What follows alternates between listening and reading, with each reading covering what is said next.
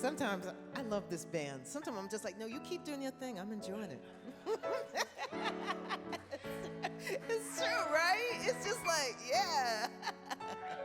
Some days life feels perfect. Other days it just ain't working. The good, the bad, the right, the wrong, and everything in between. It's crazy, amazing. We can turn hearts with the words we say. Mountains crumble with every syllable. Hope can live or die. So speak life to the deadest, darkest night. Speak life when the sun don't shine and you don't know why. Look into the eyes of the broken-hearted. Watch them come alive as soon as you speak hope. You speak love. You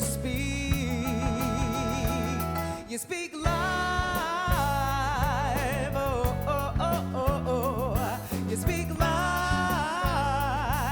Oh, oh, oh, oh, oh. Some days the tongue gets twisted. Other days my thoughts just fall apart. I do, I don't, I will, I won't. It's like I'm drowning in the deep. It's crazy to imagine words from my lips as the arms of compassion. Mountains crumble with every syllable. Hope can live or die. So speak life to the deadest, darkest night. Speak life when the sun don't shine and you don't know why. Look into the eyes of the broken-hearted. Watch them come alive as soon as you speak hope. You speak love. You speak life. Oh, oh, oh, oh, oh. You speak life. Oh, oh, oh, oh, oh. Lift your head a little higher. Spread the love like fire. Hope will fall like rain when you speak life with the words you say. Raise your thoughts a little higher. Use your words to inspire. Joy will fall like rain when you speak life with the things you say. Lift your head a little higher. Spread the love like fire. Hope will fall like rain when you speak life with the words you say. Speak life to the deadest, darkest night. Speak life when the sun don't shine and you don't know why. Look into the eyes of the broken-hearted. Watch them come alive as soon as you speak hope. You speak love. You speak. Oh, oh, oh, oh, oh, oh. Speak life. Oh, oh, oh, oh, oh, oh. Speak life. Oh, oh, oh, oh, oh, oh. Speak life. Oh, oh, oh, oh, oh, oh. Some days life feels perfect.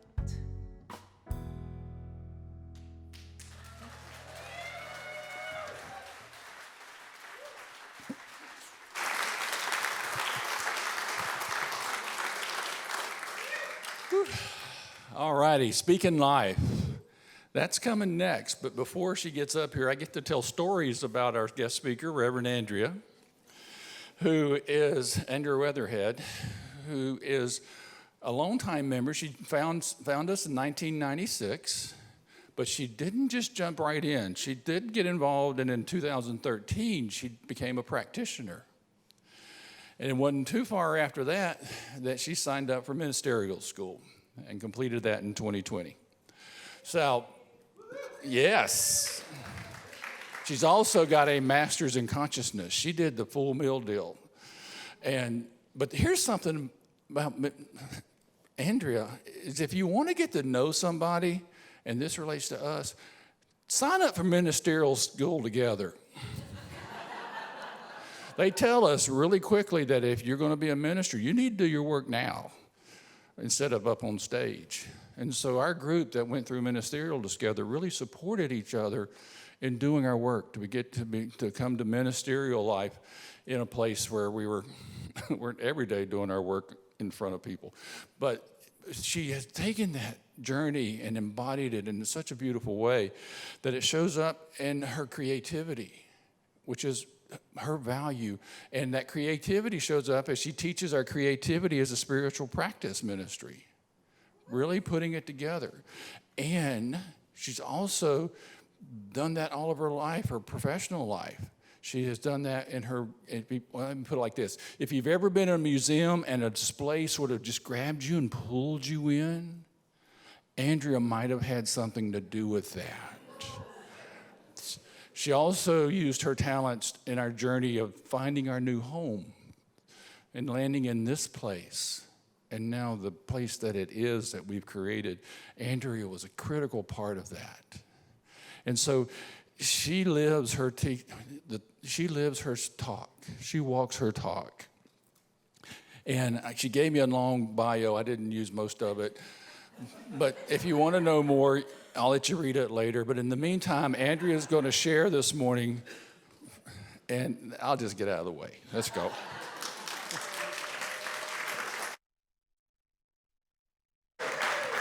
Thank you, Don. I love it when you put a bio together and someone doesn't use it. It's fantastic. Thank you. Actually, my bio didn't really have most of that in it, so thanks. I love the part you made up. So I'm Andrea Weatherhead. I'm a staff minister here at Center for Spiritual Living Seattle, and I am delighted that you're all here. Thank you for being here. You made it, Sunday.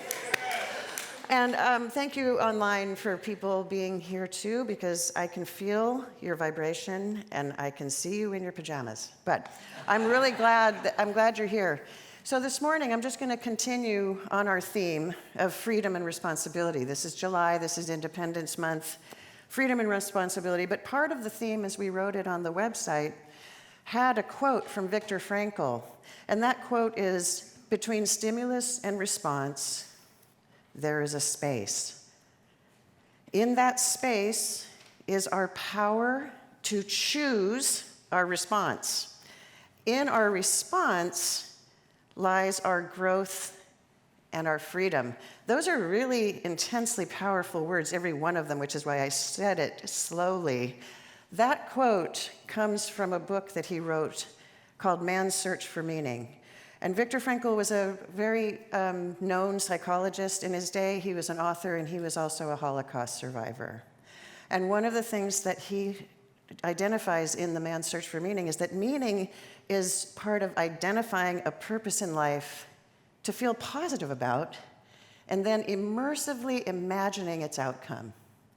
Doesn't that sound familiar? Our teaching is like that. And he found that the way a prisoner would imagine the future affected his longevity, even in those settings. And he concludes that a prisoner's psychological reactions are not solely the result of the conditions of his life, which you can probably even not imagine, but also from the freedom of choice he has, that he always has, even in the face of severe suffering. The freedom of choice he always has, even in severe suffering.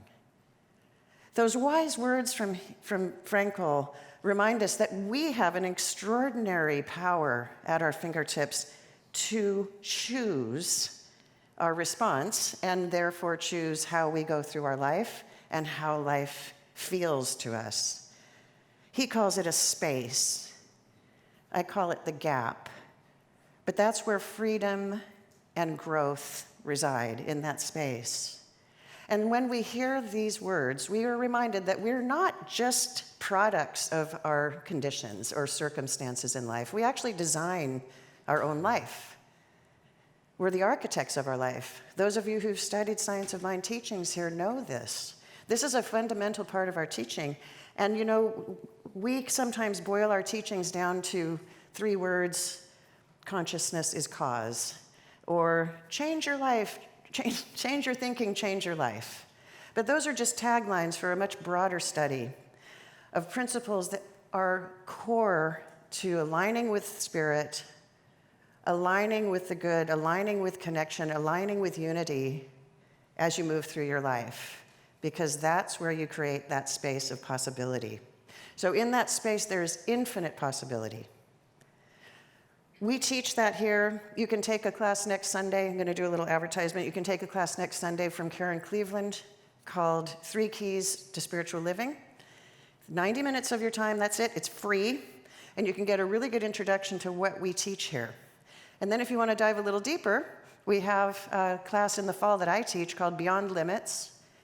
And we go into all of the principles in depth, and we apply them to our lives, and there are miracles that happen in the students that take that. I almost said kids. There's very few kids. There's usually adults, but they act like kids by the time they're done because they're so happy. They're so glee. Anyway, enough advertising. So what is this space? The space is, as I said, profound. It's a profound connection with infinite possibility, which means you're connecting with spirit, with source, with God, whatever name you want to call it. That's what you do in the space. You're making a conscious choice for how you want to move forward. It stops you from being a prison from your knee-jerk automatic reactions. Let's talk about the difference between reactions and responses. A reaction is completely impulsive.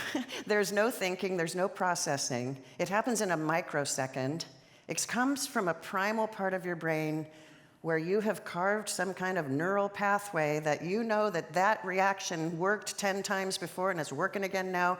You're not thinking. It's unconscious. You're asleep at the wheel, but you suddenly react. If you want to see an example of reaction, give me a cup of coffee. I don't drink caffeine, but if I accidentally get a cup of coffee at a restaurant that they thought was decaf, I turn into an impulsive, reactionary, absolute fool. Out of control. That's reaction. You don't want to be around me when I'm in reactionary mode. Responding, on the other hand, is when you go into this space of consciousness where you make a decision about the path that you're going to take forward, but it isn't only you making that decision. You're being guided by the infinite. You took that second to align, you're guided, you're free. You're free from all of these automatic things that are running you. That's freedom.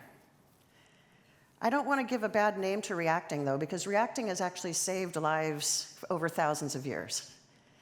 Reacting is when you jump out of the way of a car, or you pull your hand back from a hot element on a stove. Reacting in a split second without having to think about it helps save your life. So it does still work. Because back in the day when you were when your ancestors were cave people, some of you could be, I don't know, anyway. Everybody looks well preserved here, but so when you came out of the cave and the tiger's jumping at you, you didn't go into a space and say, it's got 16 teeth and 14 teeth on the bottom jaw, and I wonder if that's really sharp enough to hurt me. Probably not. I wonder if it's hungry. Maybe it's not hungry. Maybe I could pull a thorn out of its paw and we could be friends. Maybe that, you're not doing that, you're running. You're running. Get me out of here. You've got adrenaline, you're running away. So reacting isn't bad, it does save our lives, but it's been in our brains for thousands of years, and it's from a deeper part of our brain where we are automatic. And the problem with that is that our brains haven't evolved at the same rate as the way we live in our society now. And so reaction with adrenaline and cortisol and all the things that happen, fight or flight and all of that, that is not a survival technique anymore in the boardroom or when you're talking with your spouse or your child. Or living on the street, thank you. Reacting isn't the survival technique anymore. In fact, we've had over 300 mass shootings as of June in this country. 300 mass shootings, and we've had 20 just on July 4th. So we need to teach this message, and I'm glad, just as an aside, that Viktor Frankl's books are being taught in high schools and mindfulness is being taught in high schools, because we can be the beacon of choosing rather than reacting. So let me give you an example of a time when I actually did manage to be in the space. I'm an exhibit designer, as Dawn explained. That was true, that part. That was true. And I was presenting a design to a very wealthy and powerful man. He's used to getting his way, and he's used to getting what he expects, and he's used to getting things that exceed his expectations. So I was sitting here, and he was at the end of a very long table with a lot of important people. And I had put a drawing in front of him, and it was big, so he stood up, and he's looking down at the drawing, and he's saying, no, no, no, no, no, no, no, no, this is not what I want. I don't want that. That isn't what I asked for. This doesn't look anything like what I asked for. What the heck is going on here? Didn't say heck, said something else. What? He just got louder and louder and louder. And I have to confess, in my spiritual practice, I did have a moment of wanting to flee and run out of the room. He was my tiger attacking me. But I had that gap that I went into, and I convened with Spirit that gave me a response rather than a reaction, because I was going to throw people under the bus or throw myself under the bus, or I was going to say, there wasn't enough time. Oh, we didn't have enough money. You didn't have enough meetings with us. But instead, I sat still, and I contemplated him, watched him while he yelled at me, and I thought, you know what? I've been frustrated before when I've been paying people to do something and it's not what I want. Maybe this is the 10th meeting of the day that things haven't been what he wanted. Maybe this is the 10th time somebody's shown him something way off course and he's frustrated. Maybe he's having a bad day. Maybe he doesn't feel well. I started exuding and expressing outwardly in my stillness love for this man, compassion for this man, unity with this man. And then suddenly, I think he felt it because he just abruptly stopped. And he looked at me and he said, I'm sorry. Historical moment, by the way. And so I looked up at him as earnestly as I felt in his eyes, and I said, what do you want? And we went on to a productive meeting. We went on. I heard what he wanted. We got our course corrected. It was all civilized and wonderful. What if I'd thrown everybody under the bus, including myself? I probably wouldn't even had the project still. It would have derailed things horribly. And so that is where I'm talking about the miracle that I had when I entertained that space that I call the gap. So what is this gap? It's not like you're counting time and folding your arms and counting to 10 before you respond. It's a moment in consciousness where you make that decided shift to choose from the infinite possibility that's available to you from Spirit, rather than relying on the automatic robotic things you've done all your life. And it can happen at lightning speed. Lightning speed, it can happen just as fast as a reaction. But the part of Viktor Frankl's quote where he says, this is our place of growth and freedom, it takes practice to get to that place where you can respond rather than react. Because as you practice more mindfulness, more meditation, more affirmative prayer in your life, the opportunity to commune with God in what I call the gap, the space, becomes more immediate with time, all the time. It's a discipline. It's work. I did work on a submarine museum in Pearl Harbor, and one of the exhibits says, freedom isn't free. Well, yeah, we get freedom by choosing our response, but we get the freedom by working on mastering our minds to go there. Because as humans, we keep needing to be reminded to go to God, to go to Spirit, rather than make everything other in a reaction. Because in our primitive days, making things other was a survival technique. Right now, it's not. So it's work, and you can do it. It is something that just takes practice. So what I do is I use a mantra called mind the gap. You might have noticed the talk was called Mind the Gap. I love that term, mind the gap, because it's used in England in the subway system, or what they call it the tube. When you're in the tube and you go in the subway car, and they say, mind the gap, in a super friendly voice. And it means don't step down into that thing that's between the platform and the subway car. And so I have a really positive connotation with that because I fell into the gap when I was 7. My leg went down into the gap, and a really handsome sailor came along, and he was like, oh, and he picked me up and he adjusted my sooty little legs, and then he put me on his shoulder and he bought me a Nestle's Crunch and a Coke. And then he brought me back and then he brought me back to my parents, who were freaking out that I had wandered. So the gap for me has a positive connotation, but the gap isn't the gap between the subway. The gap is the space that Viktor Frankl's talking about for me. So I'll say, mind the gap, Andrea, mind the gap. I'll use that as a mantra all the time, and it helps because when it even comes up, even after I've made a mistake and reacted and done something messy, mind the gap. Oh, and I can retract and apologize and forgive and forget and accept. I can say, I'm really sorry about that. I wasn't myself. What do you mean you're not yourself? You're you. Well, it means the self was watching you, and the self didn't like what you did. But life is just a series of things that come at you that you make decisions about. You just either react or you respond. And they can be really large events like losing a loved one or losing your job. And it can be something as small as, wish they would just do the dishes after lunch. Really? Is it that hard? Or wish they would take the dog poo off my lawn. Those ranges of things come in. We filter them and we decide whether they're good or bad, and sadly we're sort of wired to notice bad and what we don't like. And that's when we start reacting instead of responding. So mind the gap and mine the gap. As Jane said, you could say mind the gap or mine it. Mine it for what it has for you. Ernest Holmes, the founder of this teaching, said, the law of cause and effect may produce freedom or bondage according to the way it's used. Freedom or bondage. You get to choose. You're free to choose. But he also said the inherent nature of humans is forever seeking to express itself in terms of freedom. And what he meant by that was choice.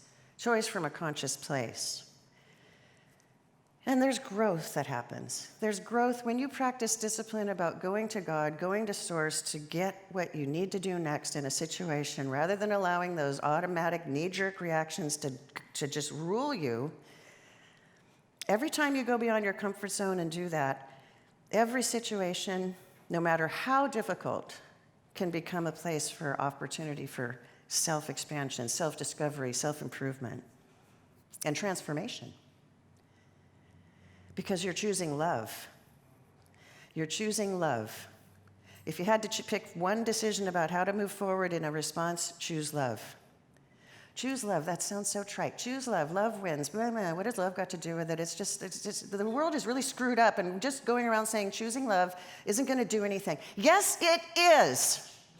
It is the only thing that will change the world. So you become an epicenter of love because you'll change the world. Nothing else will. Nothing. So you don't become a pushover by choosing love. You become a power, an epicenter of that love that makes us one. And it just feels so much better. It really does. Separation feels like you know what.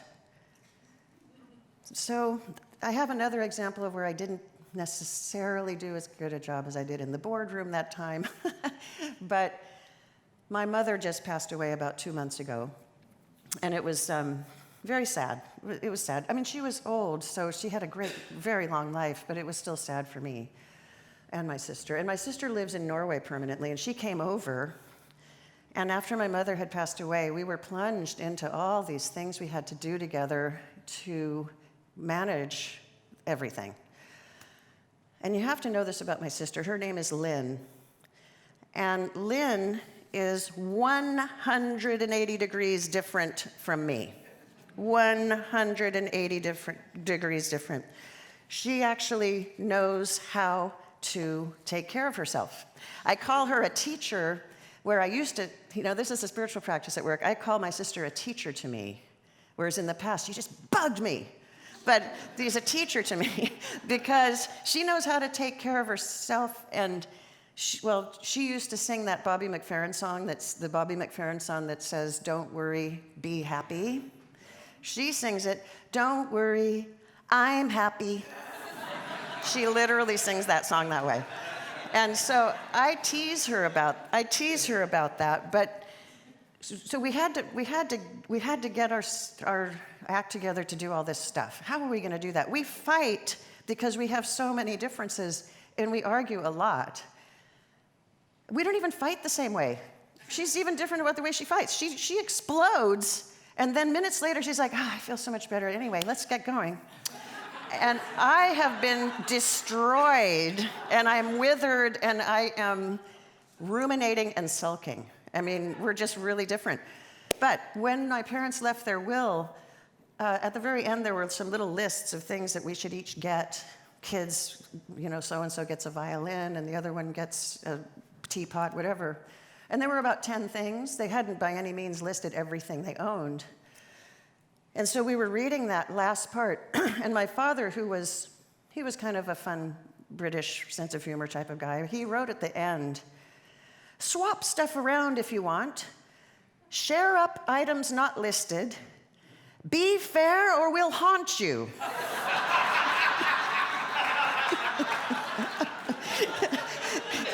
And then he said, "God bless you all. You've all been terrific."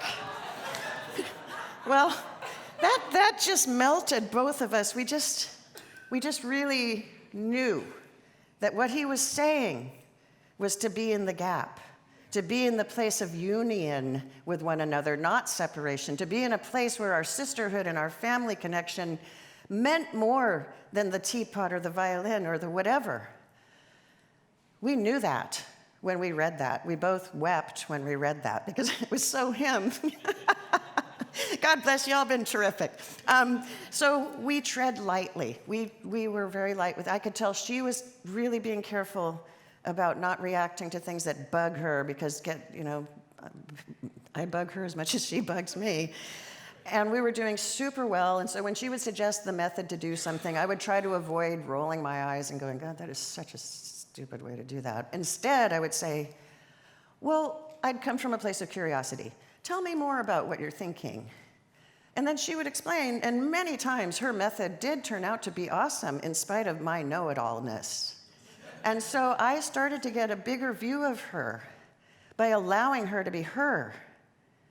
And we actually started to have fun and laugh about each other's differences. She goes, oh, you're going to make this more complicated. So we would just laugh. You have to love more than you want to be right. And it feels so much better. It feels so good. We were hanging out in Rumi's field beyond right and wrong. There isn't really that because God has no right and wrong, but that's where we were until we weren't. One part of the time when we were cleaning up the place, I was in my mom's bedroom sorting things, and she was in my mom's bathroom, and she came in and she popped her head in and she said, okay, I've sorted Mom's things. I've given away some things that weren't wrapped, and they were new, unwrapped, and they were new. And then I've thrown away some stuff that I threw away. That really gross hairbrush. You know that brush? It's so gross. I threw that away, and I think I've done that. I'm moving on to the kitchen. Well, I was sorting through things, and I didn't really register what she was saying. And so the next day I went in there to take a shower and then wanted to brush my hair, and my brush was gone. Oh my gosh, and I did not go into the gap. I arc welded right over that gap. It was gone. I went right into reaction and I said, how could you not check with me? Why did you think my brush looked like a 98-year-old person's brush? What? That's the only brush that fits in my toiletry bag, and I'm going to Turkey in a couple of weeks, and how am I going to find another one? I have no time. Well, she was standing there wide-eyed. It's a brush. It's a brush.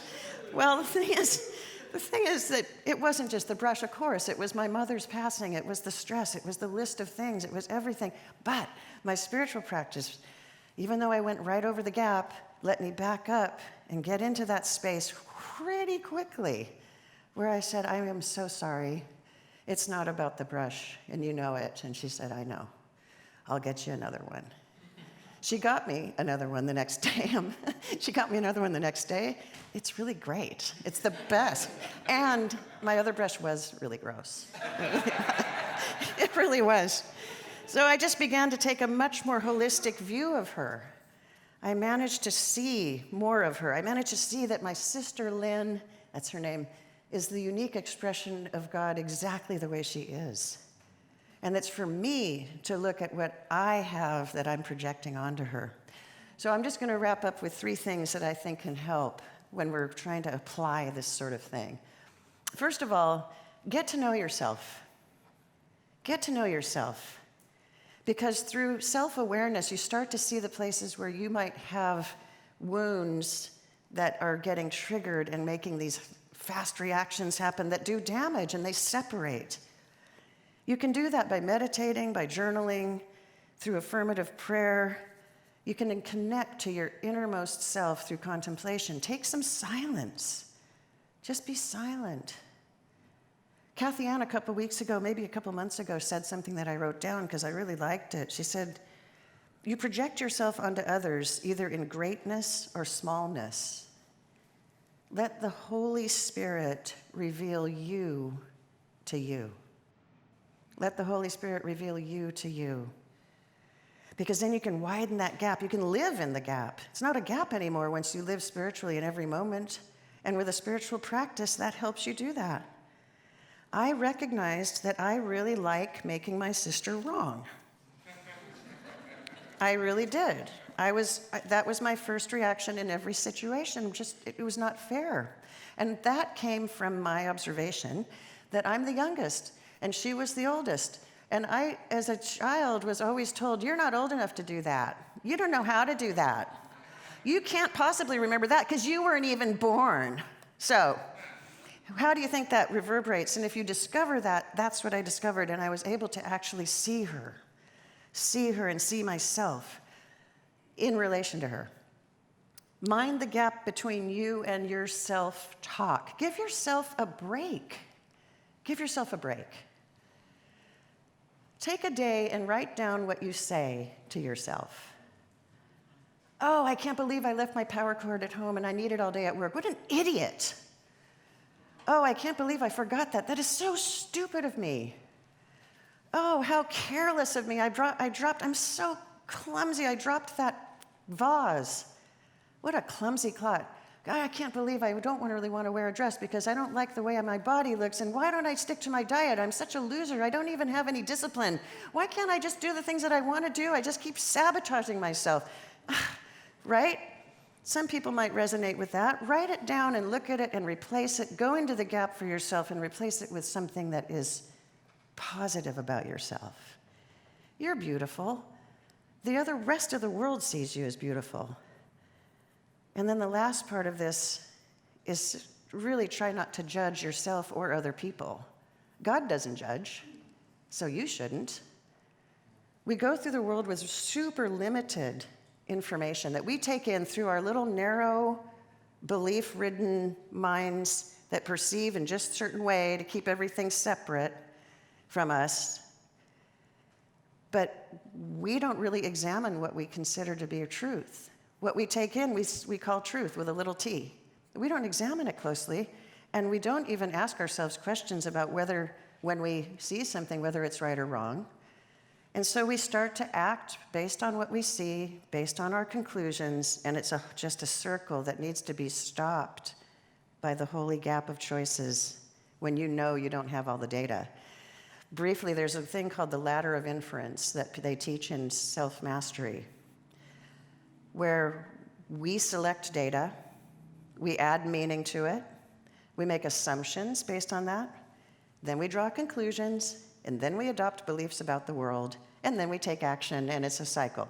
So there's an example I remember from that class about a guy named John. And you will see the ladder of inference happening. The data is the meeting started at 9. John came in at 9:30 and didn't say why. John knew when the meeting started. How do you know that John knew when the meeting started? He deliberately came in late. Really? John always comes in late. How many people use always a lot? Always. John always comes in late. We can't count on John. He's unreliable. Wow, the guy shows up for a meeting late and suddenly he's unreliable. That was the ladder of inference that we can go up, that we need to avoid by being in the gap. And I know that I'm mixing metaphors with ladders and gaps, but I'm hoping that message is getting across. But the main thing is, John could have easily taken his child to the emergency room that morning. And that's why he's late. Or maybe he had permission to be late because he had a doctor's appointment. You don't know. You don't know. Just, Rabbi Olivier last week, he said, don't believe your thoughts.